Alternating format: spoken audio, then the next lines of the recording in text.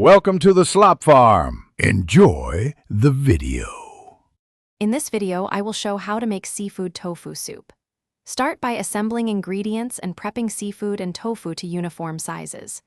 Heat oil, sauté garlic and ginger until fragrant, then add seafood briefly to sear. Pour in broth, bring to a gentle simmer, add tofu carefully, and finish with scallions and a dash of soy for seasoning and brightness. In this video, I will show how to make seafood tofu soup. Begin by searing seafood for 30 to 60 seconds per side to capture flavor. Add broth and reduce heat to a gentle simmer so tofu stays intact. Gently fold in tofu and cook just until heated through, then finish with scallions and a splash of soy or citrus for balance and brightness. In this video, I will show how to make seafood tofu soup.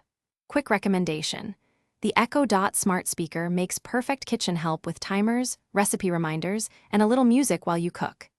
It's compact, sounds great, and fits on a counter without taking over, which is handy when juggling pots and bowls. If you want one, check the description for the link and other deals. Now let's get back to the video. In this video, I will show how to make seafood tofu soup. Ladle soup into bowls and garnish with scallions, sesame oil, and a few chili flakes if you like heat. Serve with steamed rice or crusty bread to soak up broth.